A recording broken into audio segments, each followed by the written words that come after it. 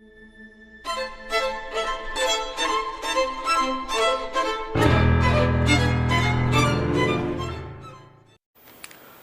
બધા જ બાળકોનો સૌપ્રથમ તો મારા જય સ્વામિનારાયણ. બધા જ બાળકોનું હું સ્વામિનારાયણ ગુરુકુળ વિદ્યાલય જુનાગઢમાં હાર્દિક સ્વાગત કરું છું. 12મા ધોરણની અંદર બાળકો આપણે લાસ્ટ લેક્ચરની અંદર છેલ્લો ટોપિક થિયરીનો જે છે વોન્ટ ઓફ અવયવ આઈ અને અસામાન્ય મોલર દળ, આના વિશે જે છે ચર્ચા કરેલી છે. વધારાના અમુક સૂત્ર જે છે વિયોજનંશ અને સુયોજનંશ જે છે એ પણ આપણે પૂરા કરેલા છે, બરાબર છે. જે મેં તમને કીધું હતું કે નોંધ કરીને તમે ત્યાં લખી નાખજો. એના આધારે હું તમને દાખલા પણ કરાવીશ અને એ સૂત્રના આધારે આપણે MCQ જે છે એ પણ સોલ્વ કરશું. હવે આમ જોવા જઈએ તો અત્યારે આપણી પાસે હવે માત્ર ને માત્ર 2 દાખલાઓ જે છે એ બાકી છે આ ચેપ્ટરની અંદર. એટલે આજે આ ચેપ્ટરનો છેલ્લો લેક્ચર છે. સ્વાધ્યાયના દાખલા જે છે તમારે બધાએ જાતે કરવાના છે.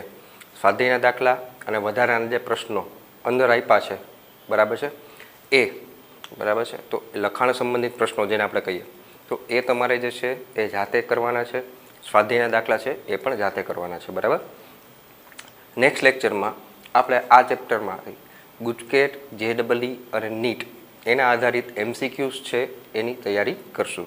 એની શરૂઆત જે છે કરશું, બરાબર છે. કે આ ચેપ્ટરમાંથી કયા કયા પ્રકારના MCQ પૂછાય છે, કેવા અગાઉ પૂછાઈ ગયા છે, બરાબર છે, એ બધા જે છે હું તમને કરાવી દઈશ અહીંયા, બરાબર. તો આપણે 2 કોયડા બાકી જે છે એમાંથી આજે પહેલો જે છે એની શરૂઆત કરીએ. ચાલો બાળકો, તો કોયડો 2.12.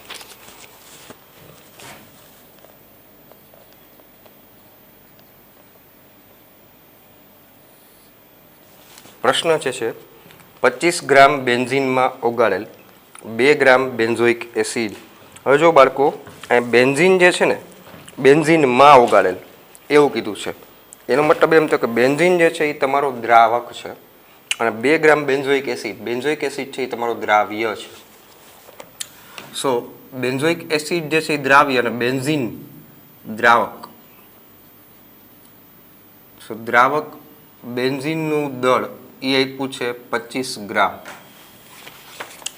અને બીજું આપ્યું છે 2 ગ્રામ બેન્ઝોઇક એસિડ. સો દ્રાવ્ય બેન્ઝોઇક એસિડ એનું દળ જે છે એ પણ આપ્યું છે 2 ગ્રામ. ત્યારે ઠાર બિંદુમાં અવનયન બરાબર 1.62 કેલ્વિન થાય છે. ઠાર બિંદુમાં અવનયન એટલે ડેલ્ટા TF 1.62 કેલ્વિન એ તમને આપ્યું છે.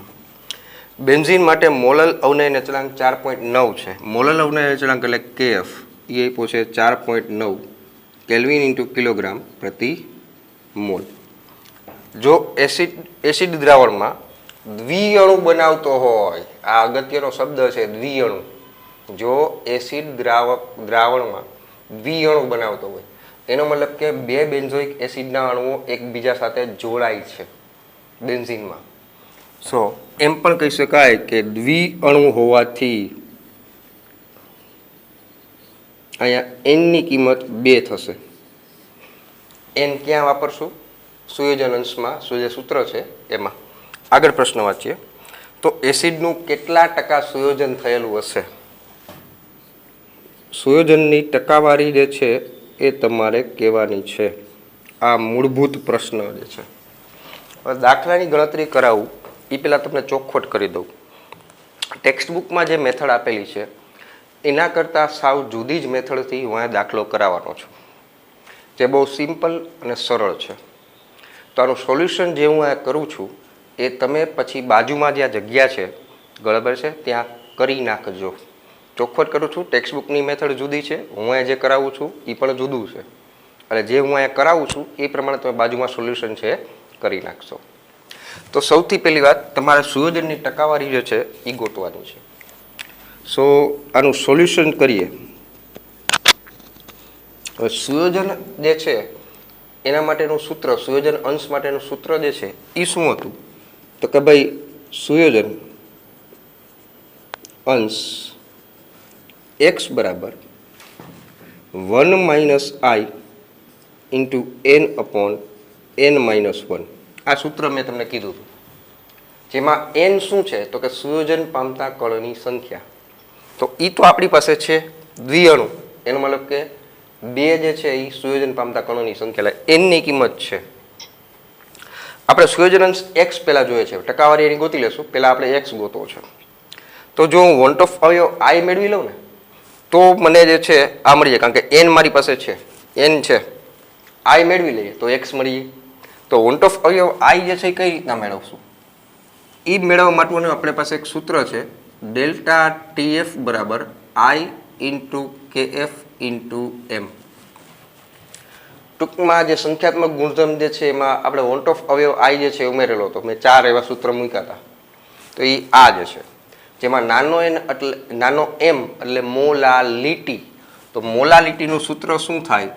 આઈ ઇન્ટુ કેએફ ઇન્ટુ દ્રાવ્યનું દળ, દ્રાવ્યનું આણ્વીય દળ, દ્રાવકનું દળ ગુણ્યા 1000. મોલાલિટીનું સૂત્ર મૂક્યું છે, બીજું મેં કાંઈ નવું નથી કર્યું. બરાબર. હવે ડેલ્ટા ટીએફ આપણી પાસે છે, આ છે ડેલ્ટા ટીએફ છે. આઈ ગોતવાનો છે. કેએફની કિંમત પણ આપેલી છે. W1 દ્રાવ્યનું દળ, દ્રાવ્ય છે બેન્ઝોઇક એસિડ, એનું દળ છે આપણી પાસે. પછી ગુણ્યા 1000 છે. છેદમાં દ્રાવ્યનું આણ્વીય દળ, બેન્ઝોઇક એસિડનું આણ્વીય દળ. સો બેન્ઝોઇક એસિડ એટલે બાળકો C6H5COOH, આ બેન્ઝોઇક એસિડનું સૂત્ર થયું. તો આનું આણ્વીય દળ જે કઈ રીતના મળશું? તો કે કાર્બન 6 ને 1 7 હશે, એક કાર્બનનું 12, સો 12 7 84 આના, પ્લસ હાઇડ્રોજન 5 ને 1 6 છે, સો 6 એના, ઓક્સિજન 2 છે, 16 દુ 32 એના, 84 ને 6 90, 90 ને 32 એટલે કેટલું થાય? 100 110 120 અને 2 વધારાના, સો આ થશે 122. કેટલું થશે? 122 ગ્રામ પ્રતિ મોલ. સો બેન્ઝોઇક એસિડનું આણ્વીય દળ પણ છે અને દ્રાવક બેન્ઝીનનું દળ એ પણ છે. તો બધી કિંમત એમાં મૂકીએ તો વોન્ટ ઓફ અવયવ આઈ એ મળી જાય કે નહીં? ઓકે. સો ધેરફોર ડેલ્ટા ટીએફ કેટલું છે? 1.62. વોન્ટ ઓફ અવયવ આઈ આપણે ગોતવાનું છે. કેએફ કેટલું છે? તો કે 4.9. W1 દ્રાવ્યનું દળ, દ્રાવ્ય બેન્ઝોઇક એસિડનું દળ 2 ગ્રામ ગુણ્યા 1000 છેદમાં M1 દ્રાવ્ય બેન્ઝોઇક એસિડનું આણ્વીય દળ જે આપણે ગોઈતું 122. દ્રાવકનું દળ W2 દ્રાવક બેન્ઝીનનું દળ 25. સો બાળકો આઈને કરતા બનાવીએ, આને આમ જવા દો. 1.62 ગુણ્યા 122 ગુણ્યા 25 એના છેદમાં 4.9 ગુણ્યા 2 ગુણ્યા 1000. સો આની આપણે કેલ્ક્યુલેટર દ્વારા ગણતરી કરીએ જેથી કરીને વોન્ટ ઓફ અવયવ આઈ જે છે એ મેળવી શકાય. 1.62 ગુણ્યા 122 ગુણ્યા 25, સો આવે છે 4941 છેદમાં 4.9 ગુણ્યા 2 ગુણ્યા 1000 આવે છે 9800 છેદમાં આવે છે 9800. સો 4941 ભાંગા 9800 આવે છે 0.5041. આ તમારું થઈ ગયું વોન્ટ ઓફ અવયવ આઈ. વોન્ટ ઓફ અવયવ આઈની કિંમત છે એ મળી ગઈ. હવે સાચી જ છે કે કેમ ખબર પડે? કારણ કે સુયોજન છે એટલે વોન્ટ ઓફ અવયવ આઈની કિંમત છે એ 1 કરતાં હંમેશા ઓછી જ આવે. 1 કરતાં ઓછી આવી. ઓકે, એનો મતલબ એમ થયો કે આપણો જવાબ છે એ અત્યારે હાલ પૂરતો સાચો છે, કારણ કે આઈની કિંમત 1 કરતાં ઓછી આવવી જોઈએ, એ આપણી પાસે આવી છે. બરાબર. ત્યારબાદ આપણે આગળ વધીએ. હવે ઈ જે આઈ મળ્યું છે ને, એ વોન્ટ ઓફ અવયવ આઈની કિંમત જે છે એ આપણે આમાં મૂકવાની છે, આ સૂત્રમાં. સો ધેરફોર એક્સ બરાબર 1 માઇનસ આઈ 0.5. આમ તો 0.5041 છે, બરાબર છે, પણ આપણે 0.5 માની લો કે 4 આંકડા સુધી જવું છે તો 0.5041 લઈએ. ઇન્ટુ એન કેટલું છે? તો કે 2 એના છેદમાં n-1 એટલે 2-1. સો નીચે તો 1 આવી જશે. 1 માઇનસ 0.5041 કરીએ, 0.5041 ગુણ્યા 2, 0.9918, then approximately 1 લખી શકો છો. સો 0.9918 આવે છે એક્સની કિંમત, બરાબર છે. સો આ જે તમને મળી ગયું છે એ ખાલી એક્સ મળ્યું છે, ભાંગા 1 કરો, બરાબર છે, એટલે કાંઈ ફેર તો પડે નહીં, 0.9918 આવી ગઈ છે, પણ આ ખાલી એક્સ મળ્યું છે. પણ મારે તો સુયોજનની ટકાવારીમાં જોતું હતું ને, તો બાળકો ટકાવારીમાં જોતું હોય તો એ પણ મળી જાય.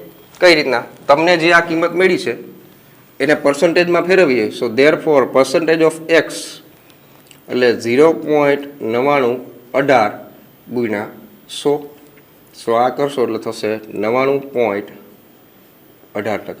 આ તમારો ફાઇનલ જવાબ જે છે એ થઈ ગયો છે. ખ્યાલ આવ્યો બાળકો? 0.9918, બરાબર છે. સો આ ગણતરી આ રીતના જે છે એ તમે કરી શકશો. ટેક્સ્ટબુકની અંદર જે ગણતરી આપી છે અને મેં જે અહીંયા કરાવ્યું છે બંને મેથડ જુદી છે. આ સિમ્પલ અને સરળ મેથડ છે, બરાબર છે. તો આ જે છે તમારી ટેક્સ્ટબુકની અંદર બાજુમાં પેન્સિલથી પેનથી તમે વ્યવસ્થિત રીતે લખી લેજો, બરાબર. તો ચાલો બાળકો આનો સ્ક્રીનશોટ છે એ તમે પાડી લ્યો. ત્યારબાદ એના પછીનો કોયડો જે બાકી છે એ આપણે આગળ વધીએ, બરાબર. શાંતિથી પહેલાં જોઈ લ્યો, સમજી લ્યો અને સ્ક્રીનશોટ છે પાડી લ્યો.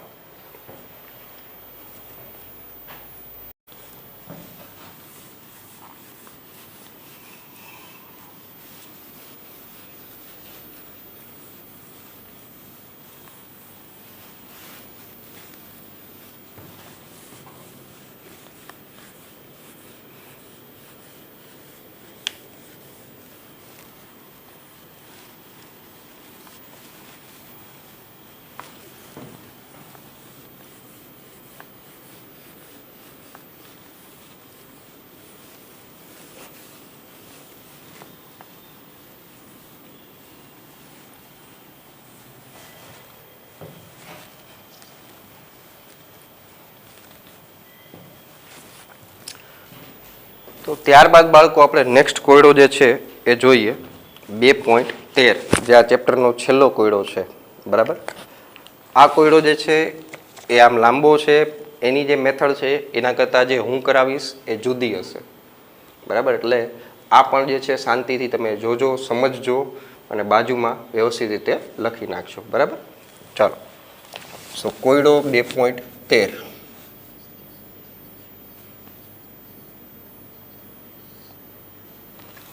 પ્રશ્નમાં આપ્યું છે કે 1.06 ગ્રામ પ્રતિ ml ઘનતા ધરાવતા 0.6 ml એસિટિક એસિડ. સો એસિટિક એસિડની ઘનતા અને એનું કદ આ બંને આપેલું છે.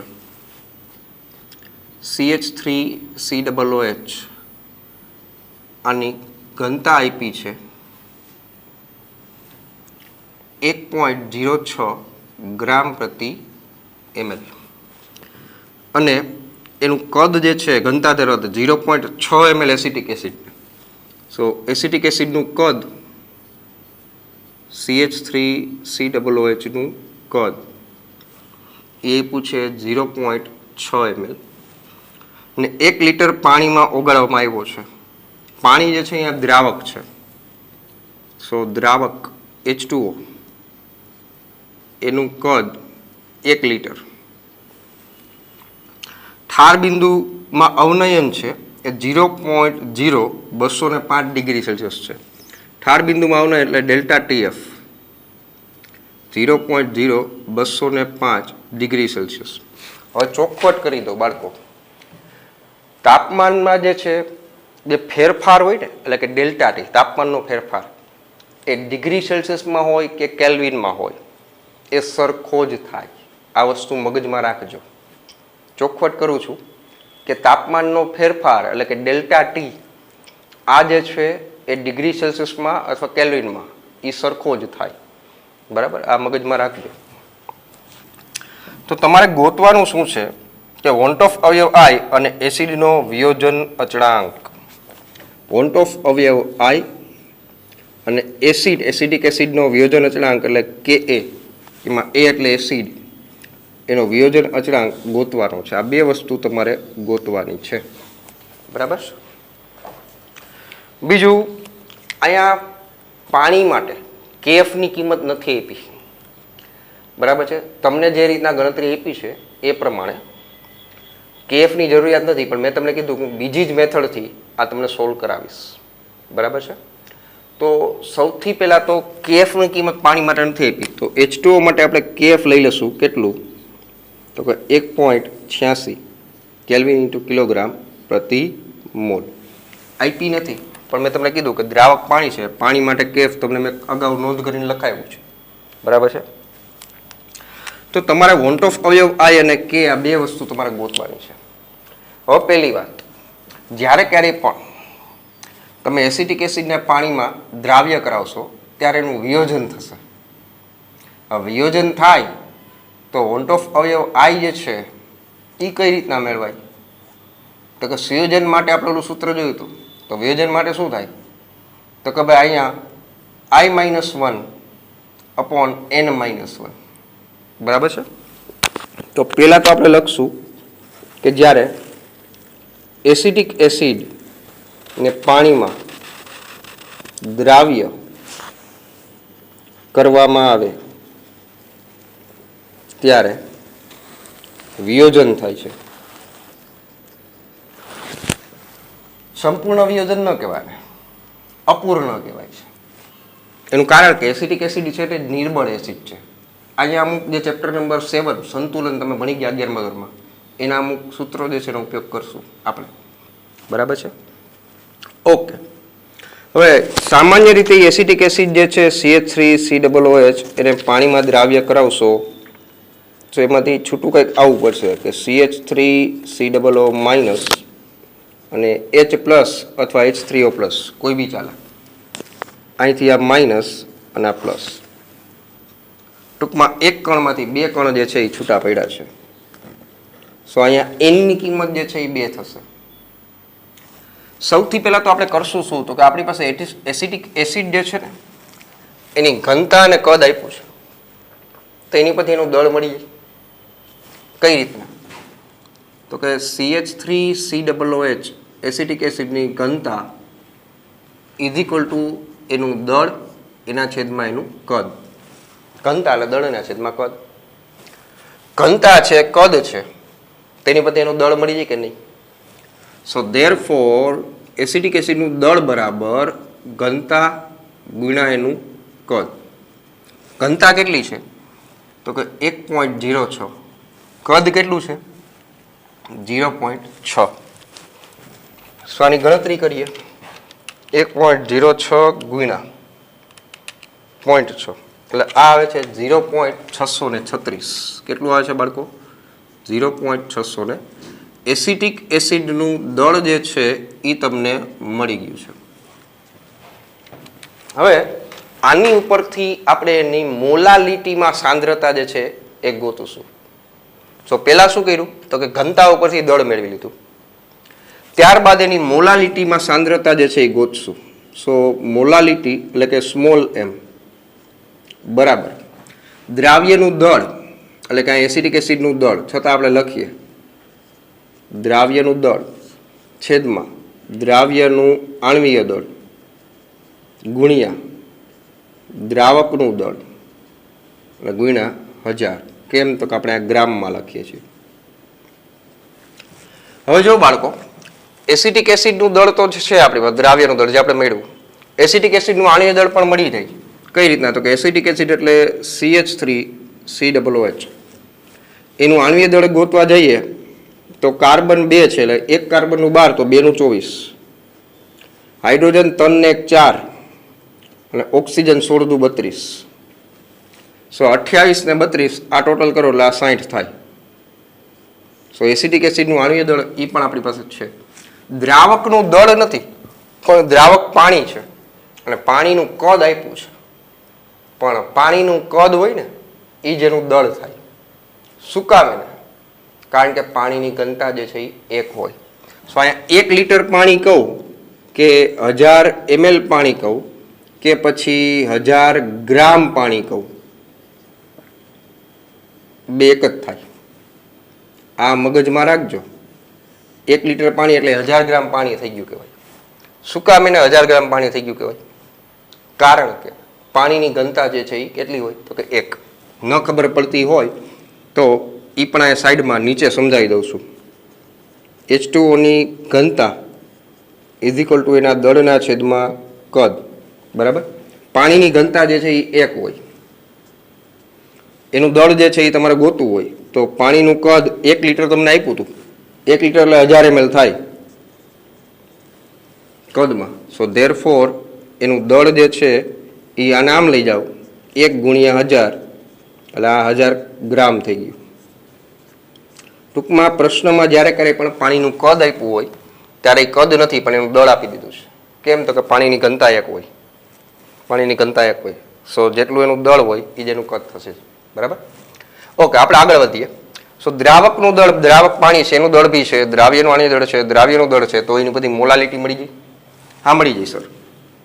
સો દ્રાવ્યનું દળ ઉપર આપણે મેળવું 0.636 એના ગુણ્યા 1000. ત્યારબાદ દ્રાવ્ય એસિટિક એસિડનું આણ્વીય દળ એટલે એ થશે 60 અને દ્રાવકનું દળ એ થશે 1000 જે આપણે મેળવું અહીંયા છે જ આપેલું છે.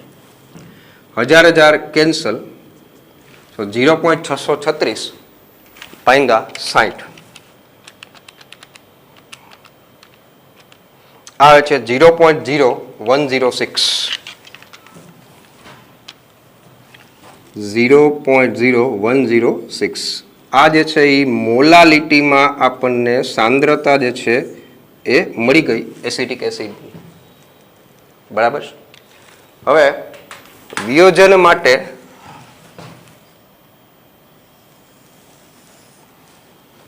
તમારે ગોતવાનું પહેલા શું હતું તો કે વોન્ટ ઓફ અવયવ આઈ.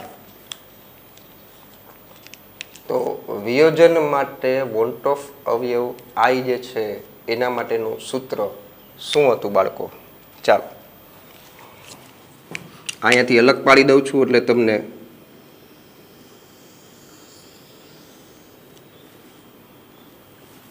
જો બાળકો, કેએફ આપણે પ્રશ્નમાં નહોતું આપ્યું, બરાબર છે. એ આપણે મેં તમને કીધું કે પાણી જે છે એના માટે કેએફ તમને ફિક્સ હોય. મોલાલિટી પણ આપણે ગોતી લીધી છે. ડેલ્ટા ટીએફ છે. ડેલ્ટા ટીએફ જે છે એ મેં ચોખવટ કરીને બીજું બાજુમાં લખી દઉં કે ડેલ્ટા ટી જે છે એ તાપમાનનો તફાવત છે અને તફાવત ડિગ્રી સેલ્સિયસમાં હોય કે કેલ્વિનમાં એ હરખો જ થાય. સો 0.0205 કેલ્વિન, બરાબર છે. એટલે આ એક ધ્યાનમાં રાખજો કે ડેલ્ટા ટીએફ જે છે એ ડિગ્રી સેલ્સિયસમાં હોય કે કેલ્વિનમાં હોય એ તફાવત સરખો જ રહે, બરાબર. ડેલ્ટા ટીએફ છે, કેએફ છે એમ મેળવી લીધું તો વોન્ટ ઓફ અવયવ આઈ મળી જાય. તો કઈ રીતના મેળવશું તો કે ડેલ્ટા ટીએફ બરાબર આઈ ઇન્ટુ કેએફ ઇન્ટુ એમ.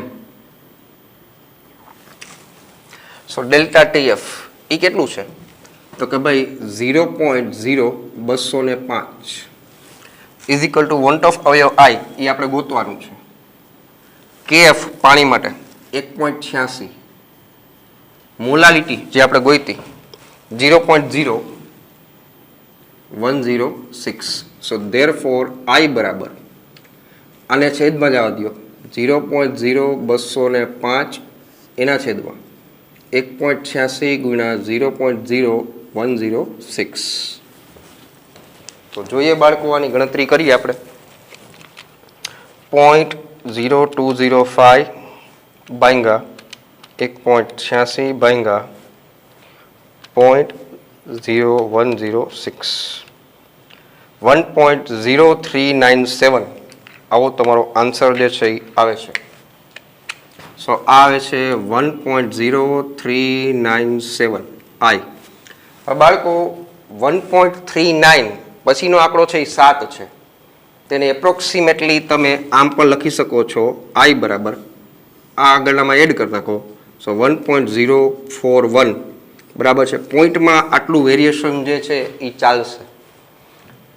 1.041 એટલા માટે લીધા છે કે તમારી ટેક્સ્ટ બુકમાં એક્ઝેક્ટ આન્સર 1.041 લીધો છે. વળી તમને એમ થાય કે સર અમારો આન્સર તો જુદો આવ્યો, બરાબર છે. એ જુદો નથી, પોઈન્ટમાં થોડું ઘણું વેરિએશન ચાલે. એનું કારણ છે ક્યારેક આપણે ગણતરીમાં પોઈન્ટ પછી 2 આંકડા લેતા હોય, ક્યારેક આપણે પોઈન્ટ પછી 3 આંકડા લેતા હોય, ક્યારેક આપણે પોઈન્ટ પછી 4 આંકડા લેતા હોય, બરાબર છે. એટલે આ જે છે એ વોન્ટ ઓફ અવયવ આઈ જે છે એ તમને મળી ગયું છે, બરાબર છે.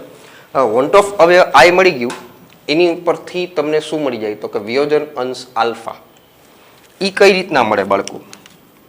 તો કે આપણી પાસે સૂત્ર છે કે ભાઈ વિયોજન અંશ એટલે કે આલ્ફા બરાબર I minus one upon N minus one, જ્યાં એન એટલે શું તો કે વિયોજન પામતા કણની સંખ્યા. એન શું છે? વિયોજન પામતા કણની સંખ્યા. હવે એસિટિક એસિડને જ્યારે પાણીમાં દ્રાવ્ય કરાયો ત્યારે આ રીતના બે આયનો છૂટા પડ્યા છે, તો એક કણમાંથી બે કણ થયા કે નહીં? તો ધેરફોર આની ઉપરથી કહી શકાય કે એન બરાબર કેટલું થશે તો કે 2, એન બરાબર 2 થશે. આ આપણી પાસે છે, તો આની પરથી વિયોજન અંશ આલ્ફા મળી જાય.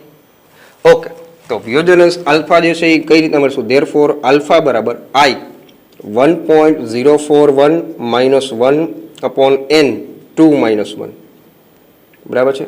એટલે આ છેદમાં 1 થઈ જશે અને 1.041 માઇનસ 1 એટલે આ થઈ જશે 0.041.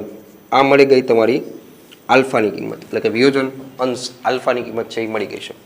શું કામ એને મેળવી એ હમણાં આગળ સમજાવું છું. એના માટે પાછું રિવાઇન્ડમાં જવું છે, બેકમાં, એટલે કે સંતુલન ચેપ્ટર જે છે એનો ઉપયોગ કરી અને આપણે આ કે એસિડનો વિયોજન અચળાંક જે છે એ મેળવશું. તો ફરી પાછું હું એકવાર કહી દઉં છું બાળકો, સોલ્વ કઈ રીતના કર્યું છે. આની અંદર મેં પહેલી વાત કેએફ જે છે 1.86 પાણી માટે લઈ લીધું છે. ડેલ્ટા ટી તાપમાનનો તફાવત ડિગ્રી સેલ્સિયસમાં હોય કે કેલ્વિનમાં, એ બંને સરખો થાય. પાણીનું કદ હોય તો એ પ્રશ્નમાં પાણીનું કદ નથી, પાણીનું દળ છે, કારણ કે પાણીની ઘનતા જે છે એ 1 હોય છે. એસિટિક એસિડની ઘનતા અને કદ આપ્યા હતા અને ઘનતા અને કદ ઉપરથી પહેલા આપણે એનું દળ મેળવી લીધું છે, આ દળ મેળવી લીધું છે, બરાબર છે. ત્યારબાદ એની ઉપરથી આપણે મોલાલિટી એટલે કે એસિટિક એસિડની સાંદ્રતા જે છે એ મેળવી છે, બરાબર છે, જે આટલી છે. ત્યારબાદ ડેલ્ટા ટીએફ આપેલું હતું, કેએફ આપણને ખબર હતી અને સાંદ્રતા મોલાલિટીમાં આપણે મેળવી લીધી છે. સો ડેલ્ટા ટીએફ બરાબર આઈ ઇન્ટુ કેએફ ઇન્ટુ એમ, આ સૂત્ર ઉપરથી વોન્ટ ઓફ અવયવ આઈ જે છે એ મેળવી લીધું છે.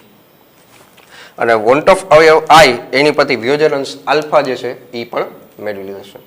હજી આ પ્રશ્ન અધૂરો છે, આપણે આનો આન્સર મેળવો છે. આઈ આ વિયોજન અંશ કે જે છે એની ગણતરી બાકી છે, પણ મેં જે મેથડ કરેલી છે એ જુદી છે, ટેક્સ્ટબુકમાં આપેલું છે એ જુદું છે.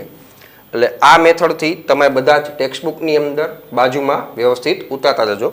હજી દાખલો જે છે એ અધૂરો છે, બરાબર છે, પણ એ પહેલાં તમે આનો સ્ક્રીનશોટ છે એ પાડી લો, પછી આગળ કમ્પ્લીટ કરીએ. બરાબર બાળકો, ચાલો જોઈએ.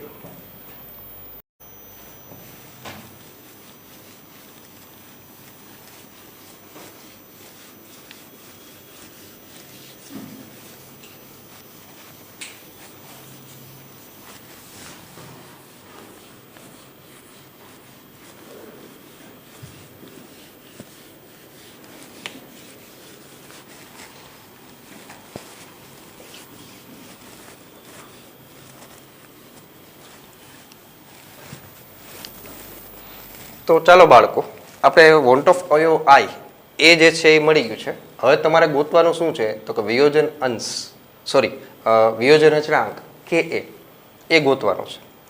એ ગોતવા માટે આપણે થોડુંક પાસ્ટમાં સંતુલન ચેપ્ટરમાં તમે ભણી ગયા હશો, એમાં આપણે જશું, બરાબર.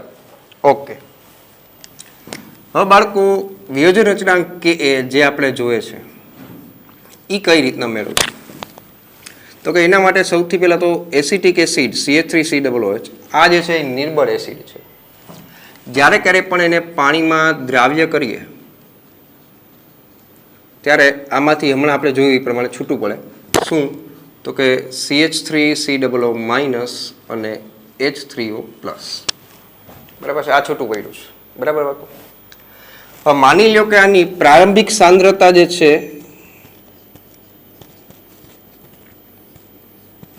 એ કહીએ સી એટલે કોન્સન્ટ્રેશન, બરાબર છે, ગુજરાતીમાં કહેવાય સાંદ્રતા.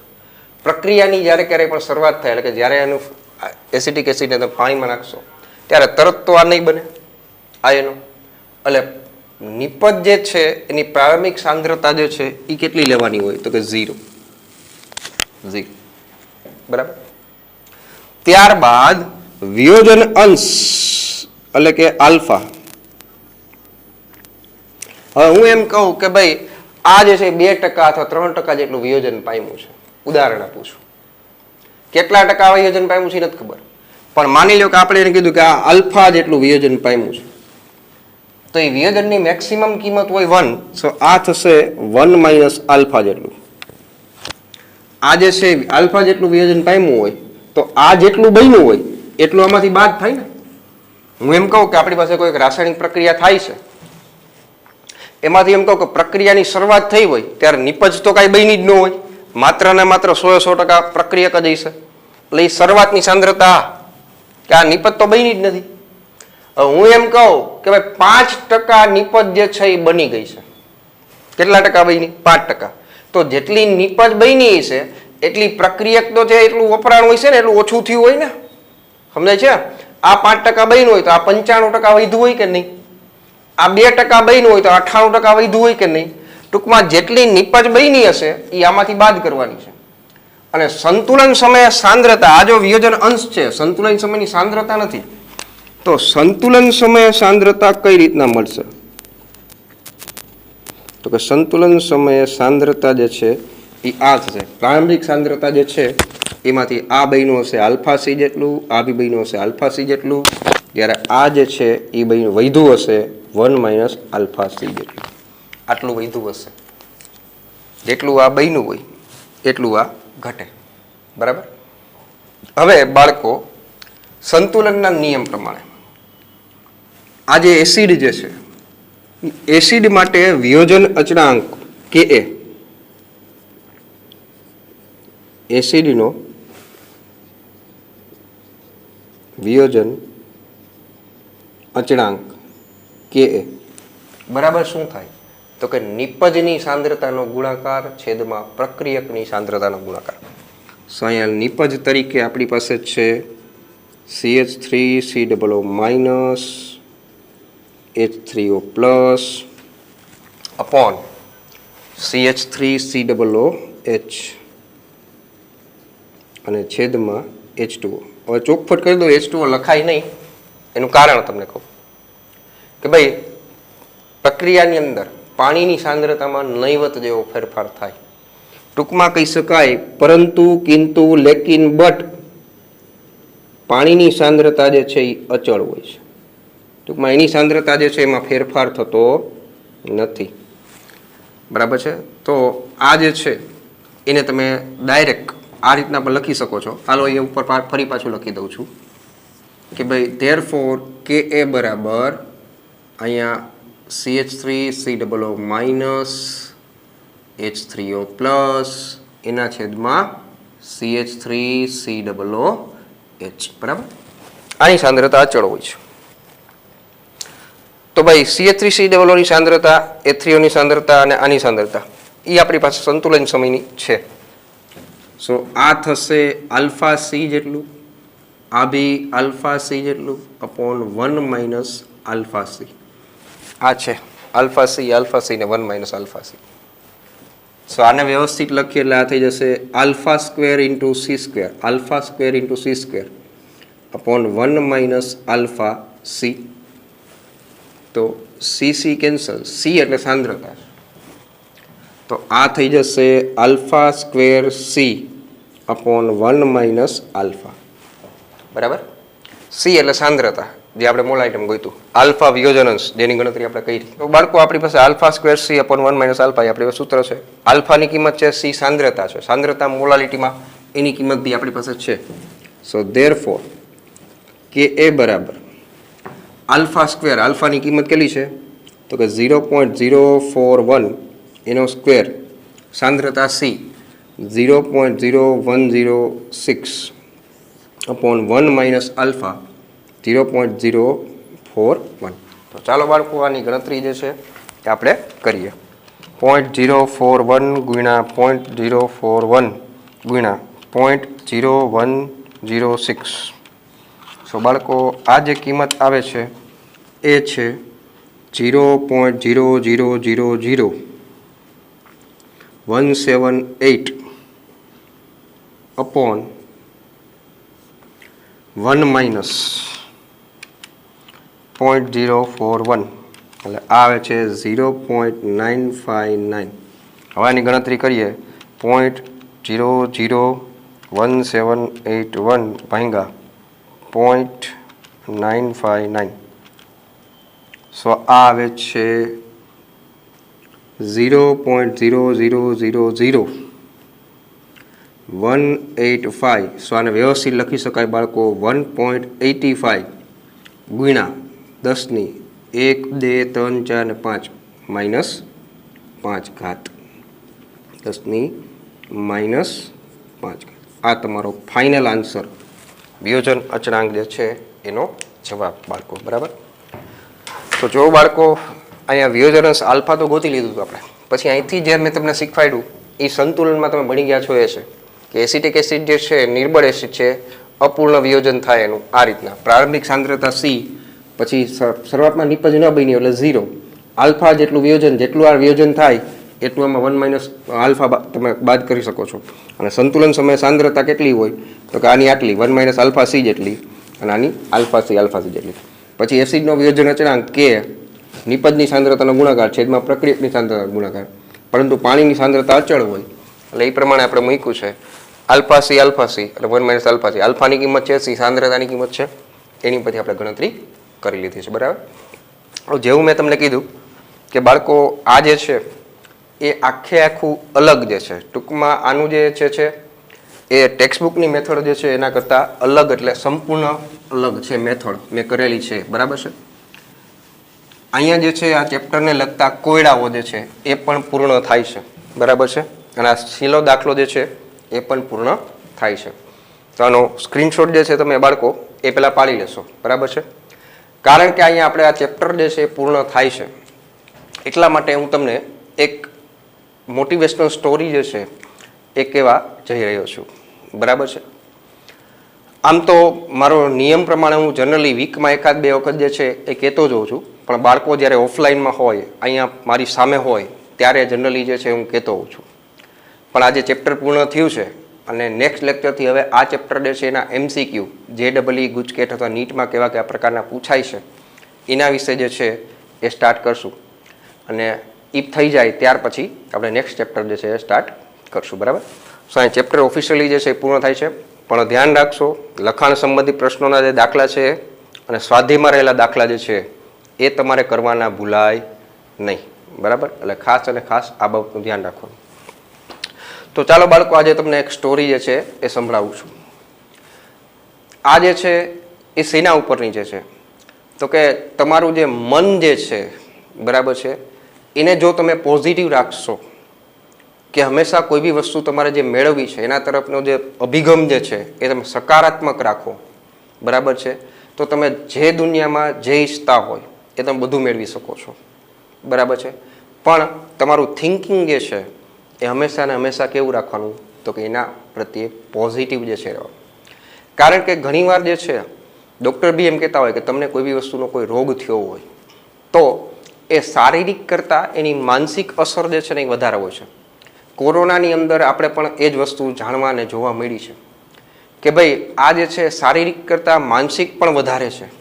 ઘણાય આપણે એવા કેસ બી જોયા હોય કે ડૉક્ટરે એમ કહી દીધું હોય કે 90% જે છે ફેલ છે, હવે આ કેસ બચે એમ જ નથી, પણ એનું મનોબળ જે છે એ મજબૂત હોય એટલા માટે ફરીથી એ રિકવર થઈ શકે છે. કેમ તો કે અંદરથી મજબૂત છે, એની ઈચ્છા છે કે ના મને કશું નથી થવાનું. અને સામે આપણે એવા કેસ બી મોટાભાગના જોયા છે કે ભાઈ મને કોરોના થઈ ગયો, મનથી જે છે એ નબળા હોય છે. અથવા કોઈક 2 શબ્દો એવા કહે કે કોરોનામાં આવું થયું તે થયું તો એ મનમાં એવું વિચારમાં એ પડ્યા જાય. અને ટૂંકમાં જેવા પ્રકારના તમે વિચાર કરશો એ પ્રકારનું તમારું બોડી જે છે એ તમને સામે રિસ્પોન્સ આપશે. કે ભાઈ હમણાં જ એક દાખલો જે છે જોયેલો છે કે ભાઈ મધ્યપ્રદેશની અંદર એક મોટી ઉંમરના જે છે વ્યક્તિને 90% જે ફેફસા જે છે એ ફેલ હતા અને ડૉક્ટરે એમને કહી દીધું હતું કે ભાઈ વધીને આ 1 દિવસ જે છે જીવશે અને ત્યારબાદ પૂરું થઈ જશે. પણ આશ્ચર્યની વાત એ કે વ્યક્તિનું મનોબળ એટલું મજબૂત હતું જીવવાનું કે જે અભિગમ હતો એટલો પોઝિટિવ હતો કે એ કોરોનામાંથી રિકવર બી થઈ ગયા અને હાલમાં અત્યારે નોર્મલ લાઈફ જે છે એ જીવવા માંડ્યા છે. તો આવું શું કામ બન્યું તેનું કારણ મેં તમને કીધું કે આપણા શરીરની અંદર દેતા જે કાંઈ પણ બી તમે વિચાર કરો છો ને એના પ્રત્યે તમારું બોડી જે છે એ પ્રકારના ફેરફાર જે છે એ દર્શાવે છે. હવે મૂળ સ્ટોરી ઉપર તમને સમજાવું કે વર્ષો પહેલાં અમેરિકાની અંદર એક પ્રયોગ જે છે એ કરવામાં આવ્યો હતો. પ્રયોગ એવો હતો કે એક વ્યક્તિ જે છે એ કોઈ પણ કારણસર એ વ્યક્તિ જે છે એને જેલમાં જવાનું હતું અને કોર્ટમાં જ્યારે એને સજા સંભળાવવામાં આવી ત્યારે એને મૃત્યુદંડ જે છે એની સજા આપવામાં આવી. હવે તમને બધાને ખ્યાલ છે કે જેલમાં કોઈ વ્યક્તિ હોય એને મૃત્યુદંડની સજા ફટકારવામાં આવે તો સામાન્ય રીતે જે ફાંસી જે છે એ આપવામાં આવતી હોય.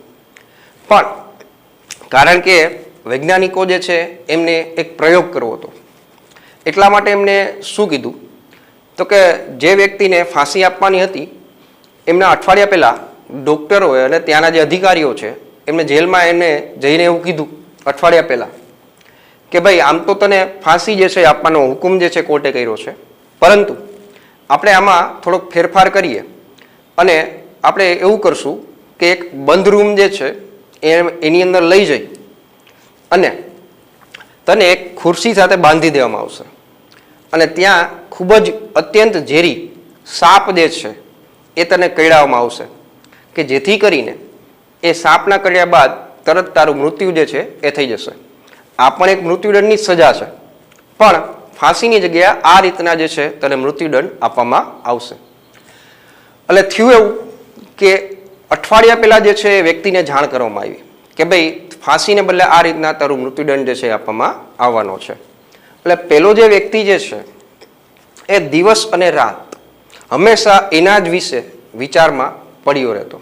બરાબર છે કે ભાઈ હવે મારી પાસે 7 દિવસ વધ્યા છે, હવે મારી પાસે 6 દિવસ વધ્યા છે, હવે મારી પાસે 5 દિવસ વધ્યા. અને જેમ જેમ એ દિવસ મૃત્યુદંડનો નજીક આવતો જાય એમ એમ એના શરીરમાં એ પ્રકારનું ઝેર જે છે એ ફેલાતું જતું હતું. હવે જે દિવસે મૃત્યુદંડનો એની તારીખ હતી તે દિવસે સૌથી પહેલાં તો અધિકારીઓ જે છે જેલના એ બધાએ શું કર્યું તો કે એના હાથ અને પગ એ બંને જે છે ખુરશી સાથે બાંધી દીધા છે.